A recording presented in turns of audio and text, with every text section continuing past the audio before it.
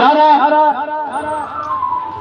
ঘর পাইয়ে দেওয়ার জন্য আপনাদের কাছে টাকা নিয়েছিল তারা দরখাস্ত করবেন। আপনাদের টাকা পাইয়ে দেওয়ার জন্য গোপালপুর 2 নম্বর অঞ্চলের তৃণমূল কংগ্রেস দায়বদ্ধ থাকিবে।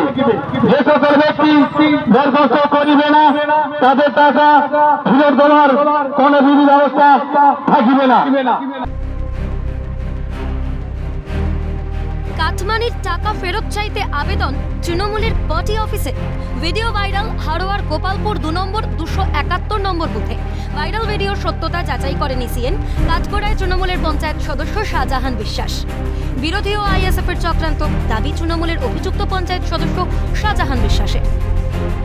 এখন সব তো রাজনৈতিক চক্রান্ত, আমরা তো চক্রান্তের শিকার হচ্ছে এই মুহূর্তে, যদিও হ্যাঁ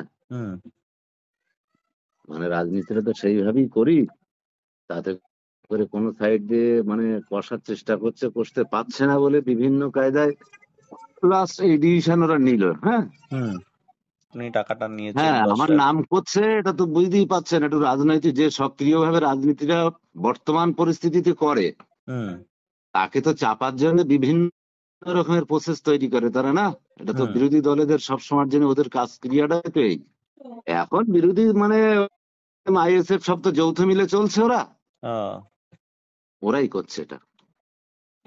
আপনি বলছেন আপনার ভাবমূর্তি নষ্ট করার জন্যই করছে, তাই তো? একদম একদম।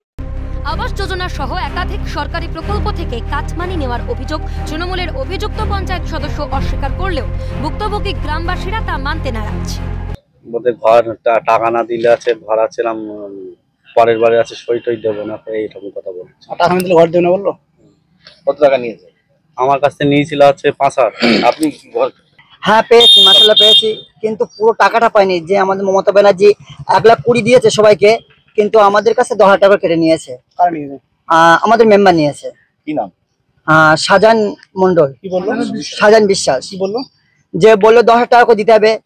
যদিও পঞ্চায়েত সদস্যের কাটমানি নেওয়ার কথা মেনে নিয়েছে তৃণমূল। আমাদের 271 নম্বর বুথে পুকুরিয়া যে মেম্বার মানে বর্তমান রানিং মেম্বার, তারা গরিব মানুষ যেসব আবাস যোজনা টাকা দিয়েছে প্রত্যেকের কাছে মানে বাইপাস জোর মানে হুইপ জারি করে 10,000, 15,000, 20,000 করে টাকা নিয়েছে। এই আবহে তৃণমূলের অভিযুক্ত পঞ্চায়েত সদস্য আইএসএফ কে কাঠগড়ায় তোলায় পাল্টা জবাব এসেছে। আইএসএফ নেতা পিয়ারুল ইসলামের মন্তব্য, তৃণমূলের গোষ্ঠীদ্বন্দ্বের ফল, আইএসএফ জড়িত নয়। আইএসএফ এর সঙ্গে কোনো রকম ভাবে জড়িত নয়, ওটা ওদের গোষ্ঠীদ্বন্দ্বের জন্য ওদের লবি। আপনারা জানেন ওই অঞ্চল সভাপতি, ওখানে যে অঞ্চল সভাপতি আছে এবং উপপ্রধান যে আছে, এদের দুটো লবি আছে।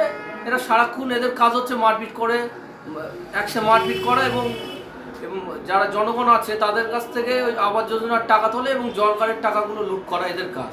আর এদের মাথা আপনারা জানেন যে আছে, তাদের ইনস্ট্রাকশনে এগুলো এখানে হয়, নিয়ে হারোয়াতেই বসে থাকে। এখানে আইএসএফ কোনো জড়িত নয়, আইএসএফ এখানে এর সঙ্গে কোনো জড়িত নয়, আর এই ব্যাপারে আইএসএফ জানেও না।